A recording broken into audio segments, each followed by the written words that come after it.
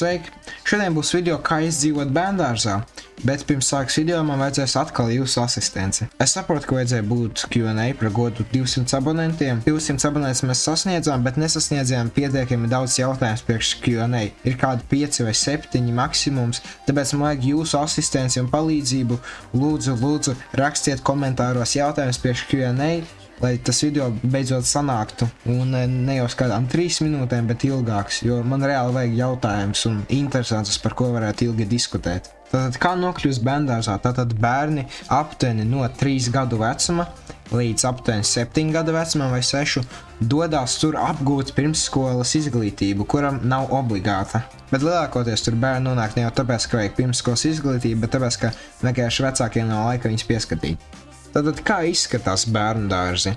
Ir daudzi varianti. Vai nu viņi krāsaini ar zaķīšiem, kaķīšiem, ar bērnu laukumiņiem, vai arī drūmi, pelēki, un uz kuriem pat negribas skatīties. Parasti bērndārzos ir nesek stāvi, daudz koridoru, nožogota teritorija, bet pats galvenais ir bērnu laukumiņi. Bez tiem bērniem nebūtu absolūti nekāds motivācijas tur iet, manuprāt, jo tie laukumiņi actually carryo gameplay bērndārzos. Tur var darīt visu kaut ko, tu vari uzvesties kā tur gribi, protams, kad neredz audzinātāju. Tur notiek trakas lietas. Bērndārzos bērni parasti sadalīti pa grupiņām, un katrai grupiņai, vismaz manā bērndārzā, bija savs laukumiņš. Un vienai grupiņai var būt kaut kāds apdirsts laukumiņš, kur ir riepa un šūpols, otrai varētu būt veselā pils, kur var rāpties un tam līdzīgi visu kaut ko darīt interesantu. Es biju pirmais variants, starp citu. Manas grupiņas laukumiņā nebija īpaši nekā, bija smilškaste, ziniet, riepas no mašīnas zemē iedzītas sakrāsās, kur bērni nereti traumējās, un kaut kāda suņu būda, kur varēja kaut ko iet un darīt, tur bija otrais stāvs, kač interesanti tur bija. Cik es atceros, apkārtēji 2 stāvu būdē bija žogs un krūmi, un viens čoks gribēja pārlikt pāri tam žogam, lai tiktu brīvībā, un viņš izvēlās krūmu. Tad kā izdzīvot bērndārzā? Pirmais, ko tev jāzina un jāmāk, ir tev jāmāk sadraudzēties ar citiem cilvēkiem.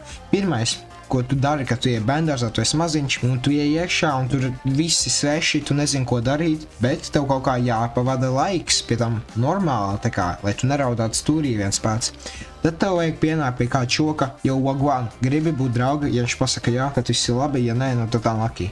Bērndārzā ir līdzīgi kā skolā, tikai mazāk jāmācās, un vienmēr sakot, bērndārzā tu mācies komunicēt ar citiem cilvēkiem, un arī ar tādiem, kuri tev neīpaši patīk. Bērndārs arī iemāca dalīties ar citiem.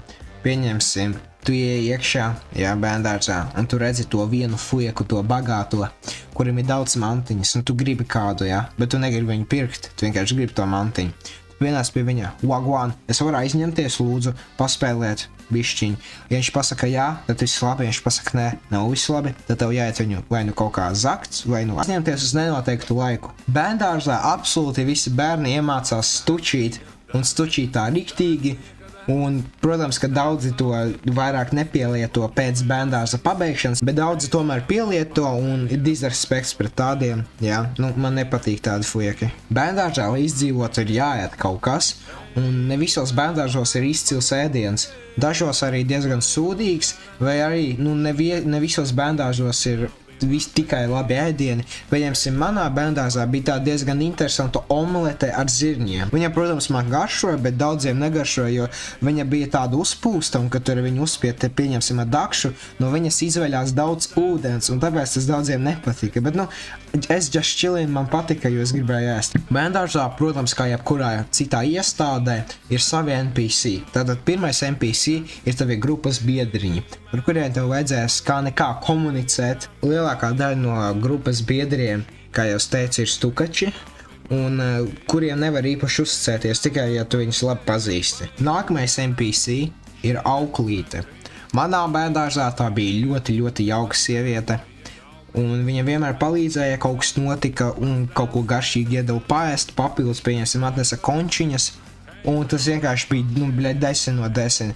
Ja mēs ieraudzījām viņu pēc pusdienām, visi palika hyped, visi tādi, let's go, kontinās, let's go! Bet man pret auklīti ir baigies respekts. Auklītei ir vienkārši jāpieskata bērni un jāpalīdz audzinātājs. Starp citu, nākamais NPC ir audzinātāja, un viņa ir boss tavā grupiņā, tad viņi tur pārvalda absolūti visu, viņai neierobežota vara, viņi var darīt jebko. Viņa likt tev iet gulēt, likt tev piecelties, likt tev iet aiziet kaut kur, likt tev kaut ko nedarīt, likt tev kaut ko darīt, likt tev kaut ko ēst.